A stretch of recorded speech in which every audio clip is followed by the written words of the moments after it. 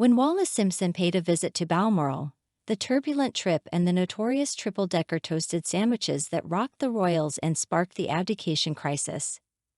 Balmoral occupies a special corner in the British royal family's hearts, serving as a haven for joy and solace. Originally acquired by Queen Victoria and Prince Albert, the estate held profound sentimental value for Albert, reminiscent of his youth in rural Germany. With time, Balmoral evolved into a refuge offering seclusion, rejuvenation, breathtaking landscapes, and a chance for the royal family to strengthen their bonds. A candid moment captured by Sophie, formerly the Duchess of Wessex, depicts Queen Elizabeth and Prince Philip in a moment of leisure amidst the heather, encapsulating the joys of Balmoral. Recently, King Charles embarked on a poignant stay at the castle, commemorating the first anniversary of his mother's passing. However, for one monarch, Balmoral would lose its enchantment. In 1936, Edward VIII endured a tumultuous 2 weeks during late summer at Balmoral, accompanied by the woman for whom he would ultimately renounce the throne, Wallis Simpson. The episode was far from harmonious. During their stay at Balmoral, Edward VIII and Wallis Simpson defied established family traditions, stirring disapproval among their royal relatives. They brushed aside official duties and important guests, choosing to prioritize their inner circle. Interestingly, Wallis took on the role of a hostess, orchestrating meals and entertainment, despite not being legally married to the king and still being tied to her previous spouse. This summer escapade in Scotland played a crucial role in laying the groundwork for Edward's eventual abdication, which unfolded 3 months later. According to the diarist Chips Channon, the visit was nothing short of a catastrophe. Edward's Balmoral retreat took place in September, 8 months after ascending the throne, following his father's passing in January 1936. His association with Wallis Simpson had begun in 1931, with some historians suggesting that she had surpassed Edward's previous loves, Lady Furness and Freda Dudley Ward, by 1934. During the summer of 1936, now as a reigning monarch, Edward and Wallis embarked on a cruise in the Adriatic. This raises the question, did Edward genuinely believe he could marry the twice-divorced Wallis, making her a queen and himself a crowned king, defender of the faith and supreme governor of the Church of England? Additional concerns arose in August as the Foreign Office advised King Edward to avoid southern France due to the Spanish Civil War and Venice due to Mussolini's regime. Consequently, their course shifted from the Adriatic to the Bosphorus. Every move of the couple was meticulously documented through photographs, with Wallis convinced that their romance resonated with what she termed uncomplicated people, receiving cheers from onlookers at various ports. By September 14, the cruise came to an end. Wallis remained in Paris while King Edward flew from Zurich to London en route to Balmoral. While he eagerly awaited Wallis's arrival, she was plagued by doubts about their future after reading newspaper reports regarding their relationship. She penned a letter to the king, expressing her need to return to her current husband and acknowledging the beautiful times they had shared. She believed that Edward's pursuits would be more dignified without her, foreseeing disaster in their union. Refusing to be separated from Wallis, Edward persistently corresponded and persuaded her until she agreed to join him at Balmoral. She continued with her plans to finalize her divorce, meeting with Goddard in London before reuniting with the king in Scotland.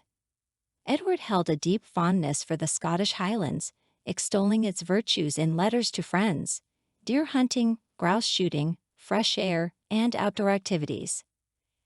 However, as he later recounted in his memoir, A King's Story, the formalities of court life transplanted to Balmoral occasionally felt constraining. Traditionally, political figures including the Prime Minister and senior church representatives would stay with the monarch at Balmoral during vacations. Yet Edward dismissed this custom, opting for a more relaxed gathering.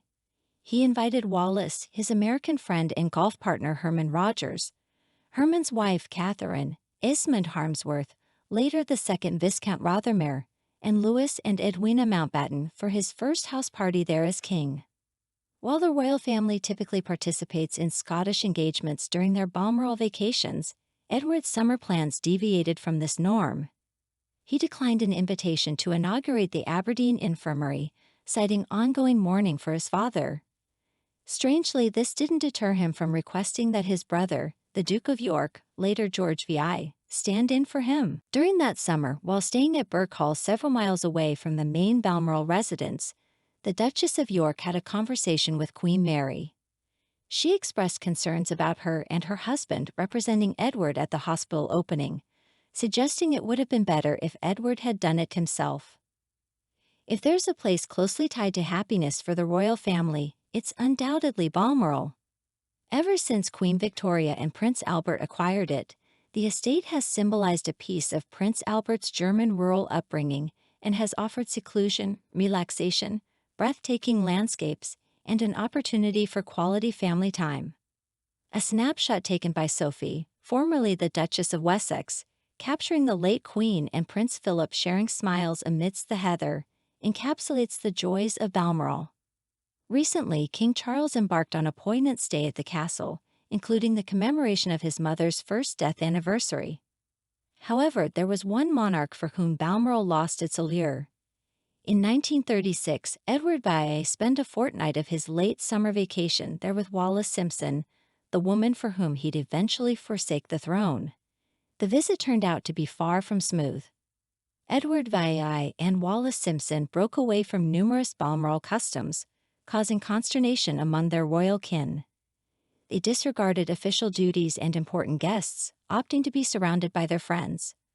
Wallis took on a hostess role, arranging meals and entertainment, despite not being married to the king and still being married to her previous husband. This eventful summer in Scotland can be seen as a catalyst for Edward's abdication just 3 months later. Diarist Chips Channon described the visit as a disaster. Edward's stay at Balmoral took place in September, 8 months after he ascended the throne, following his father George V's demise in January 1936. Edward had crossed paths with Wallis Simpson in 1931, and by 1934 she seemed to have replaced his previous loves, Lady Furness and Freda Dudley Ward. In the summer of 1936, now as king, Edward and Wallis embarked on an Adriatic cruise. Could Edward genuinely have believed that he could marry the twice-divorced Wallis, make her a queen, and ascend as king, defender of the faith, and supreme governor of the Church of England? By August, additional challenges arose during their holiday. The Foreign Office advised the king against visiting the south of France due to the Spanish Civil War and Venice due to Mussolini. Consequently, they changed course, sailing from the Adriatic to the Bosphorus. Their every move was documented in photographs, with Wallis convinced of their romance's popularity among what she termed uncomplicated people, who cheered them on from harbor sides. On September 14, the cruise concluded. Wallis remained in Paris while the king flew to London from Zurich before heading to Balmoral.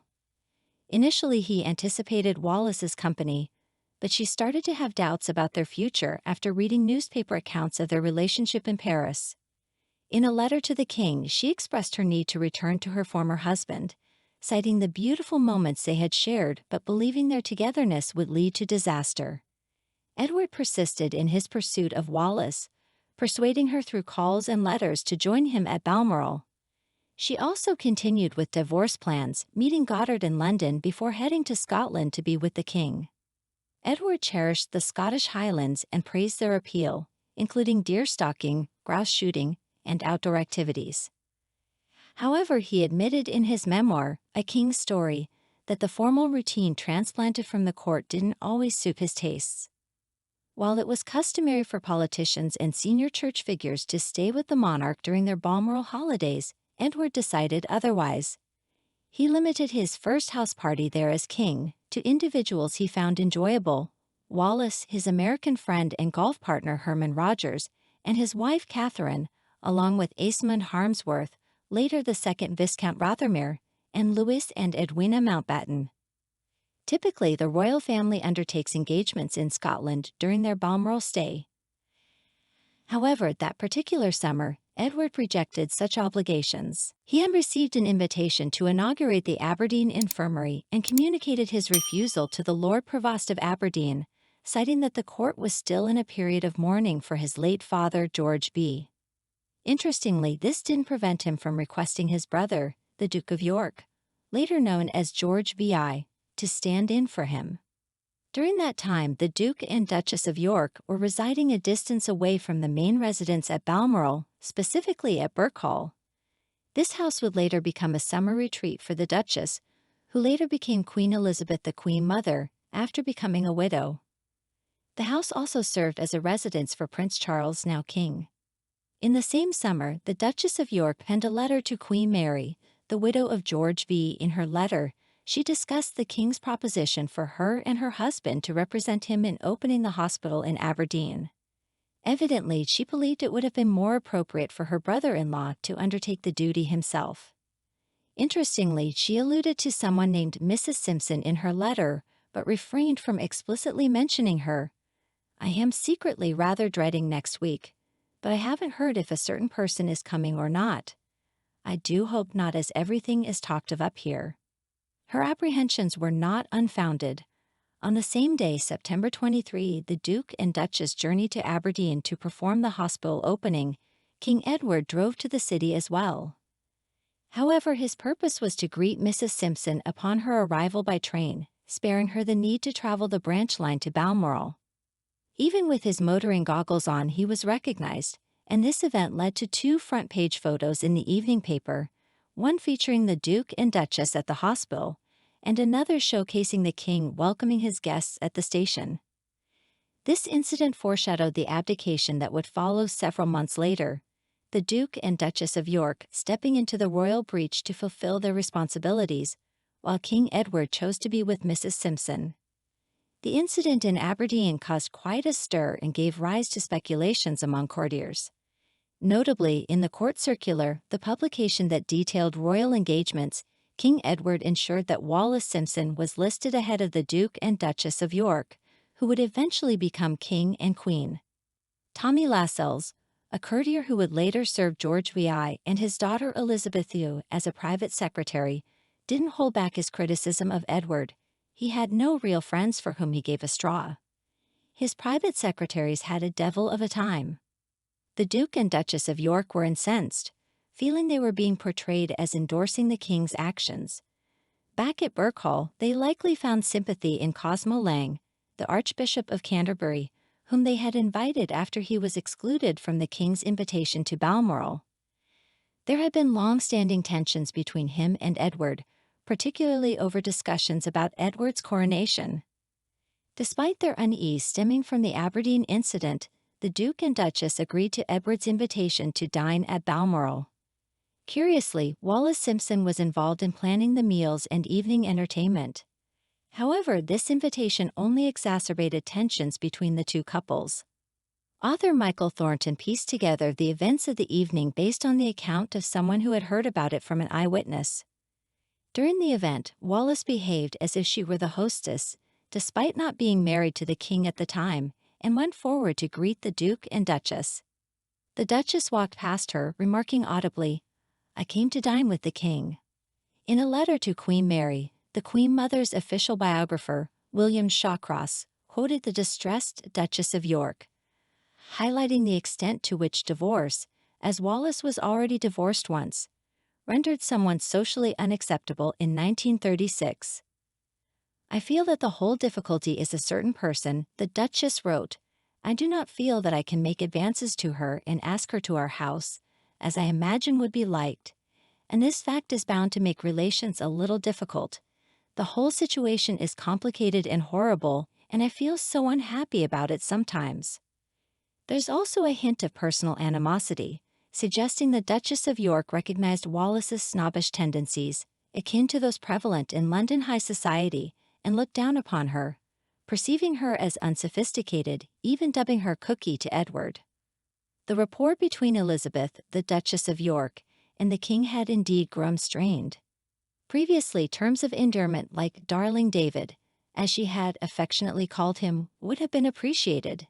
Now they were viewed with mockery. While the general British public remained oblivious to the impending upheaval in the king's world, those in the public eye were forming their own opinions. Chips Channon, the chronicler of events, believed that the Balmoral stay marked a pivotal moment in the couple's fate. He described the visit to Balmoral as a disaster in his writings. After the king neglected his duty of opening the Aberdeen infirmary and instead appeared openly at the station on the same day to welcome Wallis to the Highlands, Shannon observed, Aberdeen will never forgive him. Initially, Winston Churchill had some sympathy for the king, suggesting that Mrs. Simpson wasn't affecting his performance as a monarch. However, Churchill later regarded inviting her to Balmoral as a mistake due to the location's reverence for Queen Victoria's memory. Edward seemed indifferent to the feelings of Queen Victoria or anyone else. He assigned Wallis the best guest room at the castle and took up residence in her dressing room instead of using the usual sovereign's room. The couple even introduced a novel after-dinner activity, watching films, quite different from the customary Scottish reel dances at Balmoral. Unlike the traditional Scottish attire worn by other guests, Mrs. Simpson opted for more city-appropriate clothing during her time at the Scottish retreat, often seen in smart suits and black felt hats in film footage. One of Mrs. Simpson's notable contributions, which might resonate with younger generations of royals who prefer a varied diet, was her introduction of triple-decker toasted sandwiches as a late-night snack.